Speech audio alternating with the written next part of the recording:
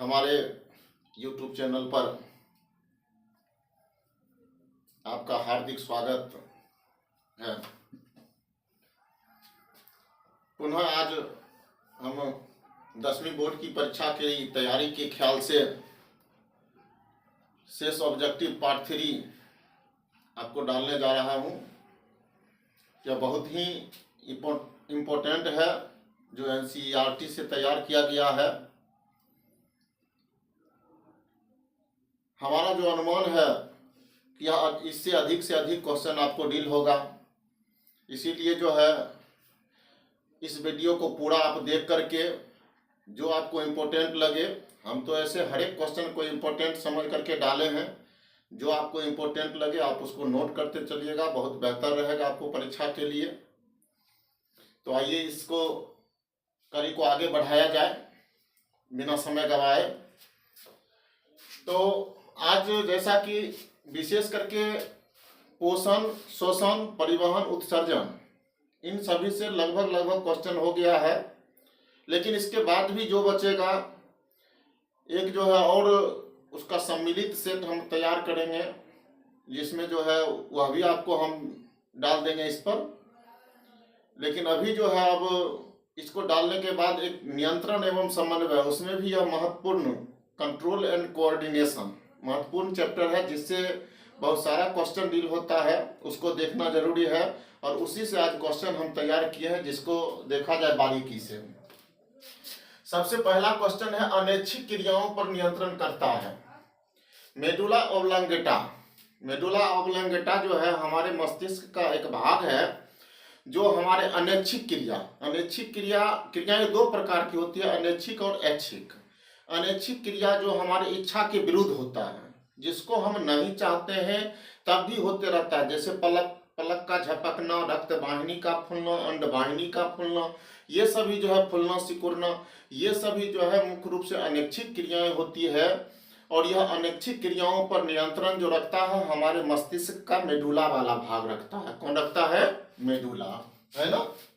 यह मेडुला वाला भाग जो है अनैच्छिक क्रियाओं पर नियंत्रण रखता है। उसके बाद जो है दूसरा आता है क्वेश्चन, अगला क्वेश्चन है, मानव शरीर में सूचनाओं का भंडार केंद्र है। आप को जानकारी होनी चाहिए कि यह जो है हमारा यह ब्रह्मांड है। क्या है? ब्रह्मांड है। निश्चित रूप से जो है यह सूचनाओं का भंडार केंद्र यही है। यही इसी में जो है पूरे शरीर से नियंत्रण भी होता है, सूचनाओं का भंडारण भी होता है, और उस सूचना को भंडारित कर लंबे समय अंतराल तक सुरक्षित रखना भी इसी मस्तिष्क का काम है। तो दूसरा क्वेश्चन है, मानव शरीर में सूचनाओं का भंडार केंद्र है मस्तिष्क। कौन है? मस्तिष्क। फिर अगला क्वेश्चन चलते हैं, मेरुरज्जु की रक्षा करता है। कौन करता है? तो मेरुदंड। यह पूरा मस्तिष्क हमारे शरीर से जो जुड़ा हुआ है, यह जो है यहाँ क्या कहते हैं, यहाँ मस्तिष्क से एक अस्थियां निकलती है जिसको कहते हैं मेरुदंड। और उसी मेरुदंड में क्या कहते हैं खोखली संरचनाएं होती है, उसी से जो है मेरुरज्जु निकला हुआ रहता है, पूरे शरीर से जुड़ा हुआ रहता है, पूरे शरीर से जोड़ करके मस्तिष्क से जुड़ा हुआ रहता है, वह मेरुरज्जु होता है। और उसकी रक्षा के लिए यह मेरुदंड होता है। क्या होता है? मेरुदंड। और यह मेरुदंड अगर न हो तो वह मेरुरज्जु क्षतिग्रस्त होगा। क्षतिग्रस्त होगा तो समझिए कनेक्शन छूट जाएगा। अगर थोड़ा सा भी चोट लगे तो अगर मेरुरज्जु क्षतिग्रस्त होता है तो उस अंग जो भाग मेरुरज्जु क्षतिग्रस्त हो रहा है, उस भाग का कनेक्शन छूट जाएगा, वो अंग काम करना बंद कर देगा, है ना। तो यह जो है मेरुरज्जु की रक्षा मेरुदंड करता है। कौन करता है? मेरुदंड। इसको ध्यान रखिएगा, लिखते चलिएगा, सबसे बेहतर आपका विकल्प है। और वीडियो जब देख रहे हैं तो उसको रोक करके भी देख सकते हैं। ऐसे भी हम एक क्वेश्चन से जो है 2-4 क्वेश्चन जो डील होता है उसको भी हम साथ लेकर के चलते हैं। अगला क्वेश्चन चलते हैं, पादपों में नियंत्रण एवं समन्वय होता है। जैसे कि जंतुओं में नियंत्रण एवं समन्वय की क्रिया होती है, उसी तरह पादपों में भी नियंत्रण एवं समन्वय की क्रिया होती है। तो जैसे जंतुओं में नियंत्रण एवं समन्वय किससे होता है? तो तंत्र के द्वारा होता है। किसके द्वारा? तंत्र के द्वारा होता है, लेकिन पादपों में जो नियंत्रण एवं समन्वय की क्रिया होती है वह दूसरे तरीका से होता है। वृद्धि प्रेरित होता है, अनुवर्ती होता है और रासायनिक होता है ना। वृद्धि प्रेरित कहने का मतलब कि वह जो है क्या कहते हैं, जैसे कि पेड़ पौधों का जो वृद्धि विकास होता है, तो वृद्धि विकास में जो है अनुवर्ती और वृद्धि प्रेरित दोनों संबंधित होता है। जैसे कि जब भी पेड़ पौधों के शीर्ष भाग का विकास होगा तो वह सूर्य की ओर होगा, जड़ का विकास होगा तो गुरुत्व की ओर होगा। इसी तरह से जो है यह वृद्धि प्रेरित होता है। रासायनिक के अंतर्गत जो है कुछ ऐसे रासायनिक पदार्थ उससे निकलते हैं उसके शरीर से, वह जो है उसके शरीर को जो है नियंत्रित और समन्वित करने का कार्य करता है। तो पेड़ पौधों में जो है मुख्य रूप से वृद्धि प्रेरित, अनुवर्ती और रासायनिक 3 प्रकार से नियंत्रण और समन्वय की क्रिया होती है। देखिए यही जो है रासायनिक और नियंत्रण समन्वय जो कह रहे हैं पादपों में, उसी के बारे में आगे जो है कुछ चर्चा किया गया है जिसको हम लोग देखेंगे। अगला क्वेश्चन है, कोशिका दीर्घन एवं बीज रहित फलों के उत्पादन में सहायक होता है।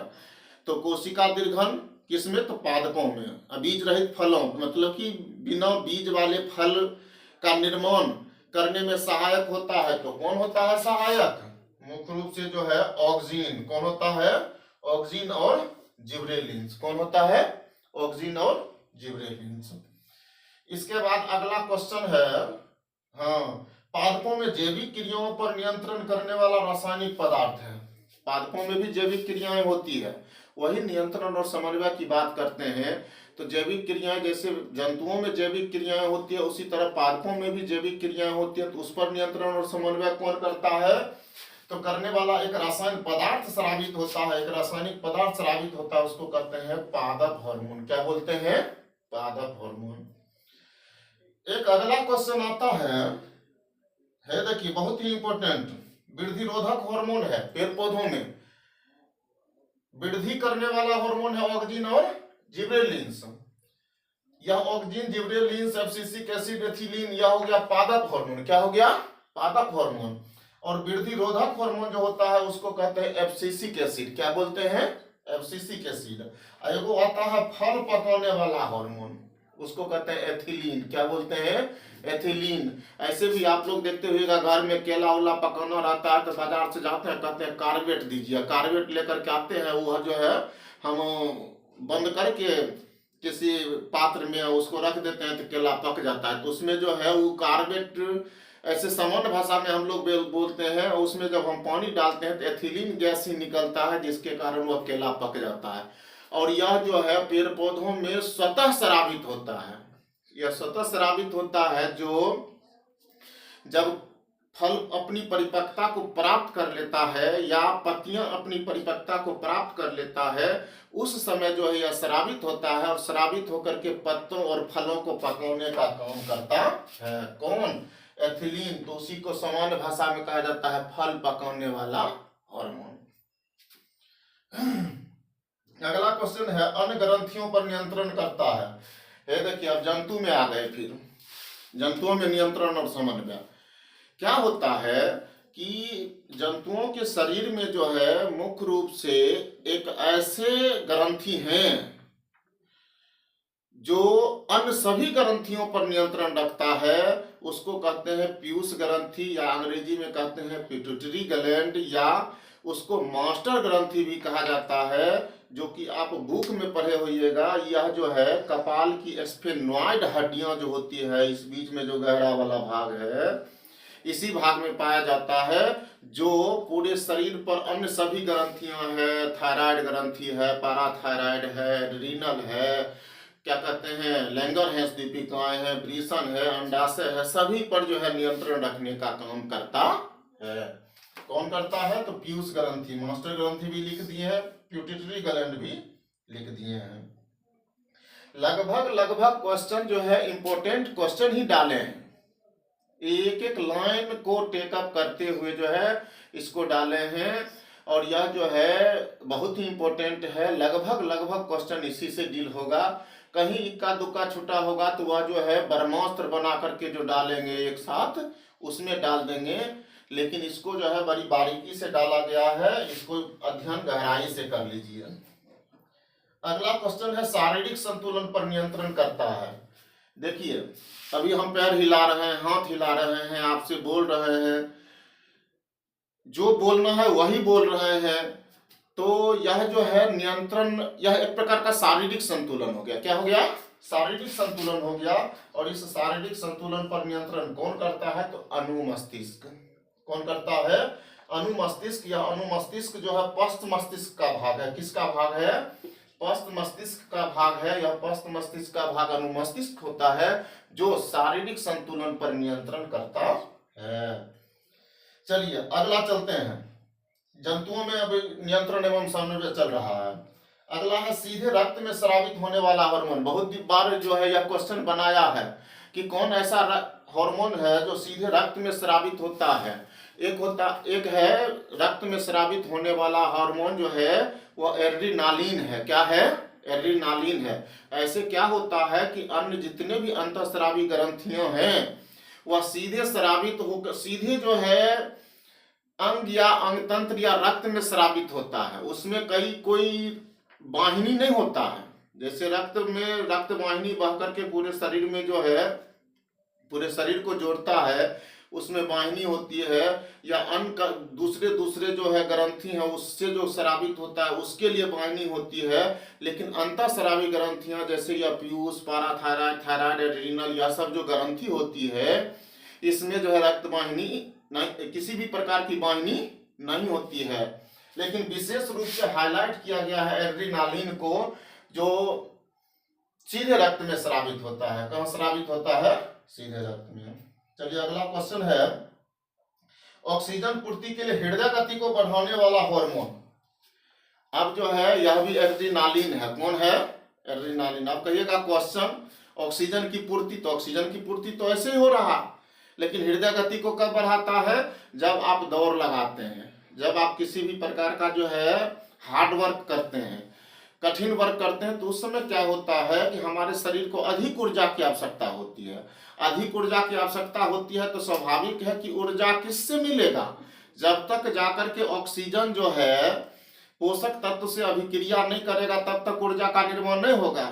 और उस समय जो है जब हम कठिन काम करते हैं तो उस समय जो है हमारे शरीर में ऑक्सीजन घटता है, तो ऑक्सीजन घटता है तो पूर्ति कौन करेगा? तो फेफड़ा और हृदय मिलकर के। तो इसीलिए जो है एड्रीनालिन उस समय उत्तेजित होता है, उत्तेजित होकर के जो है हृदय गति को बढ़ाने का काम करता है। अगला क्वेश्चन है अबट्टू ग्रंथि, जिसको थायराइड ग्रंथि भी बोलते हैं, है ना?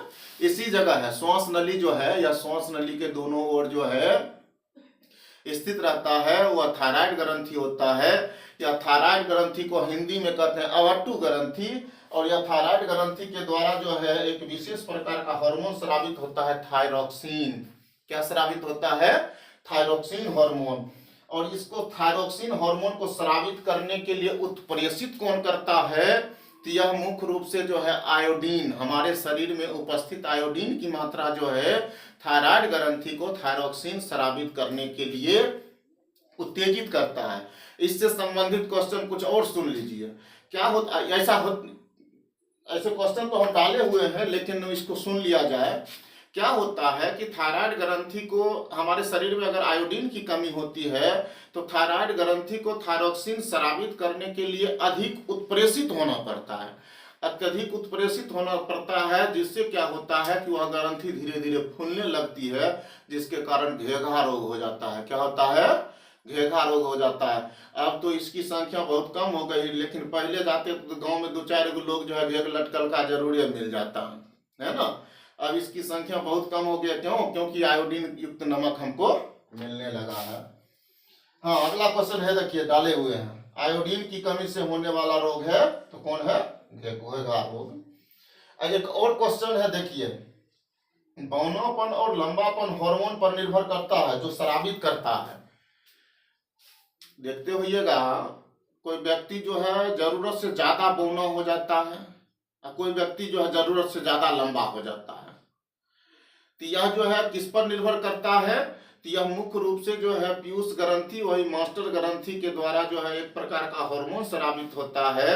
अगर उसका स्राव अगर कम हो जाए तो वह बौनापन की स्थिति हो जाएगी, और उसका स्राव अधिक हो जाए तो वह जो है अत्यधिक जरूरत से अत्यधिक लंबा हो जाएगा, है ना। अब जो है यहाँ तक आ गए हैं। चलिए अगला देखते हैं, वृषण और अंडाशय में आ गए, है ना। नर में स्रावित यौवन आरंभ हार्मोन, मतलब कि नर के वृषण में स्रावित होने वाला हार्मोन जो है, कहने का मतलब कि यौवन आरंभ, यौवनापन को उत्तेजित करता है। तो कौन हार्मोन होता है? एक टेस्टोस्टेरोन होता है। क्या होता है? टेस्टोस्टेरोन होता है। वह मुख्य रूप से नर के वृषण में स्रावित होता है, जो यौवनपन को भी उत्तेजित करता है। इसके साथ साथ जो है यह मुख्य रूप से जो है नर में जितने भी लैंगिक लक्षण हैं उसको भी उसमें भी विकास में सहायक होता है। जैसे कि नर में के वृषण में शुक्राणु निर्माण की क्रिया हो, चेहरे पर मूछ दाढ़ियां का आना हो, कील मुहासे का उगना हो, शरीर पर बाल का उगना हो, जननांगों का विकास हो, सब का सब निर्भर करता है टेस्टोस्टेरोन पर। किस पर निर्भर करता है? टेस्टोस्टेरोन पर। याद रखिएगा, नर में स्रावित होने वाला टेस्टोस्टेरोन क्या है? टेस्टोस्टेरोन। और मादा में स्रावित होने वाला जो है, मादा के अंडाशय में स्रावित होने वाला जो है एस्ट्रोजन, या एस्ट्रोजन भी मादा में जो है मुख्य रूप से भिन्न भिन्न प्रकार के लैंगिक लक्षणों के विकास में सहायक होता है। चलिए फिर नियंत्रण समन्वय से ही चल रहे हैं अभी, लगभग नियंत्रण समन्वय से है। एक दो क्वेश्चन जनन से ही आ गया, जनन से आ गया है। हाँ, यह भी नियंत्रण समन्वय से भी है और जनन से भी है। चलिए अगला क्वेश्चन चलते हैं। रुधिर में शर्करा पर नियंत्रण रखता है। इसको भी आपको याद रखना बहुत जरूरी है ना। गांव घर में देखते होइएगा, कहता होगा कि शुगर की बीमारी हो गया है ना, शुगर की बीमारी हो गया। तो वही जो है मुख्य रूप से जो है किस पर निर्भर करता है? तो वह जो डायबिटीज जिसको बोलते हैं ना, तो वह जो है मुख्य रूप से रक्त में जब शर्करा की मात्रा बढ़ जाती है, शुगर की मात्रा जब बढ़ जाती है, जिसके कारण क्या होता है कि लोग डायबिटीज पेशेंट हो जाते हैं, शुगर पेशेंट हो जाते हैं। तो आखिर यह निर्भर किस पर करता है? तो मुख्य रूप से जो है यही अग्नाशय की लैंगर है, दीपिका जो बोले थे, वही अग्नाशय के द्वारा एक इंसुलिन हार्मोन स्रावित होता है। और यह इंसुलिन स्रावित होकर के जो है मुख्य रूप से जो है रक्त में शर्करा की मात्रा पर नियंत्रण रखता है। अगर यही इंसुलिन स्रावित करना कम कर दे तो रक्त में शर्करा की मात्रा बढ़ जाएगी, शर्करा की मात्रा बढ़ जाएगी तो इससे व्यक्ति जो है डायबिटीज पेशेंट हो जाएंगे, है ना। तो यह हो गया मुख्य रूप से रक्त में शर्करा पर नियंत्रण कौन रखता है? तो इंसुलिन। इंसुलिन किसके द्वारा स्रावित होता है? अग्नाशय के द्वारा। किसके द्वारा? अग्नाशय के द्वारा। ठीक, चलिए दो तीन क्वेश्चन इस बीच में जनन से आ गया, फिर जो है नियंत्रण एवं समन्वय से ही है। जीव अपने पीढ़ी की निरंतरता को बनाए रखता है। कौन ऐसा प्रक्रम है जिसकी सहायता से पृथ्वी पर पाए जाने वाले कोई भी जीव अपनी पीढ़ी की निरंतरता को बनाए रखता है? तो वह प्रक्रम जो है जनन है। क्या है? जनन है। जनन प्रक्रम को अपना करके कोई भी जीव अपने जैसे छोटे संतति की उत्पत्ति करता है। उत्पत्ति करता है तो स्वाभाविक है कि जिस संतति की उत्पत्ति किया वह भी बड़ा होगा, जनन करेगा, जनन करके फिर जो है वह संतति की उत्पत्ति करेगा। इसी तरह से जो है अपने संतति की उत्पत्ति कर करके जो है पीढ़ी की निरंतरता को बनाए रखता है। यह प्रक्रम जो कहलाता है जनन कहलाता है। क्या कहलाता है? जनन। ठीक, जनन से ही अगला क्वेश्चन है। जिस जनन में केवल एक जनक भाग लेता है, या तो आप लोग जानते होइएगा, लेकिन जब क्वेश्चन का संग्रह कर रहे थे तो इसको देना जरूरी था। जिस जनन में केवल एक जनक भाग लेते हैं तो वह जनन क्या कहलाता है? अलैंगिक जनन। क्या कहलाता है? अलैंगिक जनन। और जिसमें दो विपरीत लिंग वाले जनक भाग लेते हैं उसे कहते हैं लैंगिक जनन। क्या कहते हैं? लैंगिक जनन। दो विपरीत लिंग कहने का मतलब कि नर एवं मादा भाग लेकर अपने जैसे छोटे संततियों की उत्पत्ति करता है, लैंगिक जनन कहलाता है। कोई दिक्कत? या दोनों तो लैंगिक और अलैंगिक है। हाँ, एक बात और, ऐसे हम तो शामिल कर देंगे, इस बातों को ध्यान रखना है। लैंगिक जनन और अलैंगिक जनन में अंतर। लघु लघु उत्तरीय में शॉर्ट टाइप क्वेश्चन के लिए बहुत ही इम्पोर्टेंट है। कभी कभी लॉन्ग में पूछ देता है तो उसको लॉन्ग की तरह जवाब देना होगा, केवल वहां परिभाषा से काम नहीं चलेगा, परिभाषा से शॉर्ट में काम चल जाता है, ठीक ना। लॉन्ग में जो है अंतर लिखने के लिए गुण लक्षणों को भी देखना पड़ता है ना। चलिए अगला क्वेश्चन देखा जाए। अलैंगिक जनन द्वारा उत्पन्न संतति को क्या कहा जाता है? कहा जाता है एक पुंजक या कलोन। क्या कहा जाता है? एक पुंजक या कलोन। एक बात और आप लोगों को खलता होगा कि हम जो यह क्वेश्चन जो बनाए हैं तो क्वेश्चन जो है पहले बनाते हैं और उसका आंसर जो है बस एक शब्द में लिखते हैं। आप लोग ऐसे जो है अन्य किताब को जैसे भिन्न भिन्न प्रकार के क्वेश्चन बैंक हो या मॉडल सेट हो उसमें देखते होएगा 4 ऑप्शन बनाता है। ऑप्शन वाला याद करिएगा तो तुरंत याद हो जाएगा, लेकिन वह तुरंत भूलियो जाइएगा, है ना। इस तरह का जब क्वेश्चन बनाया जाता है तो इसको अगर याद करते हैं तो यह लंबे समय अंतराल तक आपको याद रहेगा और याद करने में भी आसानी होता है ना। तो क्वेश्चन ऑब्जेक्टिव आप लोग भी जैसे आगे बढ़िएगा तो ऑब्जेक्टिव इसी तरह से जो है याद कीजिएगा। अगर आपको मॉडल सेट में भी है तो इसी तरह से लिख लीजिए और याद कीजिए, तब आप लंबे समय अंतराल तक उसको रख पाइएगा। नहीं तो ऑप्शन से याद कीजिएगा, जितना जल्दी याद होता है उतना ही जल्दी भूलिएगा, है ना। इसीलिए इस तरह से क्वेश्चन बनाया जाता है ऑब्जेक्टिव का। अच्छे अच्छे बुक में अच्छे अच्छे राइटर में देखिएगा तो इसी तरह का जो है क्वेश्चन बनाया जाता है ऑब्जेक्टिव, कि क्वेश्चन टाइप का पहले दिया जाता है उसका आंसर एक शब्द में। हाँ, अलैंगिक जनन द्वारा उत्पन्न संतति को क्या कहा जाता है? एक पुंजक या कलवन कहा जाता है। अरे देखिए इससे पहले डिस्कशन कर चुके हैं हम लोग, 3 को बताए थे। जीव शरीर की संरचनात्मक एवं क्रियात्मक इकाई, तंत्रिका तंत्र की संरचनात्मक एवं क्रियात्मक इकाई, और उसके बाद एक था वृक्क की संरचनात्मक एवं क्रियात्मक इकाई। तो वही आ गया फिर तंत्रिका तंत्र की संरचनात्मक एवं क्रियात्मक इकाई क्या है? तंत्रिका कोशिका। क्या है? तंत्रिका कोशिका। न्यूरॉन। क्या है? न्यूरॉन, तंत्रिका कोशिका। 1-2 क्वेश्चन हाँ यही जो है नियंत्रण एवं समन्वय सही है। अब चलिए अगला, प्रतिवर्ती चाप का निर्माण होता है किसके द्वारा? तो वही जो है मेरुरज्जु के द्वारा। किसके द्वारा? मेरुरज्जु के द्वारा, जो मेरुदंड के अंदर है, मेरुरज्जु के द्वारा। अगला क्वेश्चन है नियंत्रण एवं समन्वय का केंद्र माना जाता है मस्तिष्क। इसके बारे में भी पहले ही चर्चा कर चुके हैं कि यह जो है हमारा ब्रह्मांड है। क्या है? ब्रह्मांड है। हर एक क्रियाओं पर नियंत्रण करने का काम हमारा मस्तिष्क करता है। मस्तिष्क से को कनेक्शन छूट गया तो बस गड़बड़ा गया, है ना। चलिए अगला, मस्तिष्क का वह भाग जहां सोचने समझने, देखिए वही बात आ रहा है, सुनने सूंघने देखने इत्यादि पर नियंत्रण होता है, वह कहलाता है अग्र मस्तिष्क, सेरिब्रम, है ना।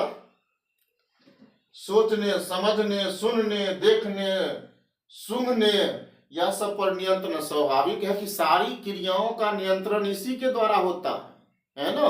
इसीलिए जो है भगवान ने, प्रकृति ने जो है 2 हमारे शरीर में कोमल अंग, एक ब्रेन और एक मस्तिष्क और एक हृदय, दोनों को जो है बड़ा सुरक्षित तरीका से बनाए हैं, है ना। तो कौन करता है? तो अग्र मस्तिष्क सेरिब्रम, याद रखिएगा कौन करता है? अग्र मस्तिष्क सेरिब्रम। एक आएगा सेरिबेलम, ध्यान रखिएगा, एक सेरिब्रम और एक सेरिबेलम। तो एक हो गया सेरिब्रम, है ना। अगला जो है प्रेम घृणा प्रेरणा भय हर्ष कष्ट का अनुभव, बुद्धि एवं चतुराई का केंद्र भी इसी को कहा जाता है, सेरिब्रम। हो सकता आगे होगा, नहीं होगा तो आगे शामिल कर देंगे, है ना। बुद्धि एवं चतुराई का केंद्र सेरिब्रम, है ना। अगला क्वेश्चन चलिए, प्रेम घृणा प्रेरणा भय हर्ष कष्ट का अनुभव कराता है, कौन कराता है? सेरिब्रम। लगभग तो सब बात आइए रहा है इसी में, है ना, सेरिब्रम। चलिए अगला क्वेश्चन चलते हैं, ताप दर्द रोने पर नियंत्रण करता है, डायएन्सेफ्लोन, कौन करता है? विशेष करके ताप वाला जरूर याद रखिएगा, है ना। ताप होगा तो उससे दर्द की अनुभूति होगी, दर्द की अनुभूति होगी तो रोएंगे, तो इस पर नियंत्रण कौन करता है? तो डायएन्सेफ्लोन करता है। कौन करता है? डायएन्सेफ्लोन। और फिर जो है एक आया था अनैच्छिक क्रियाओं पर नियंत्रण, है देखिए अनैच्छिक क्रियाओं पर, और फिर यहाँ आ गया ऐच्छिक क्रियाओं पर। ऐच्छिक क्रियाओं पर नियंत्रण कौन करता है? तो वही अनुमस्तिष्क करता है। कौन करता है? अनुमस्तिष्क करता है ना। पश्च मस्तिष्क का भाग अनुमस्तिष्क है। एक और आया था अनुमस्तिष्क के बारे में चर्चा किए थे, हाँ, शारीरिक संतुलन पर नियंत्रण अनुमस्तिष्क, यह भी पश्च मस्तिष्क का भाग है ना, पश्च मस्तिष्क का भाग।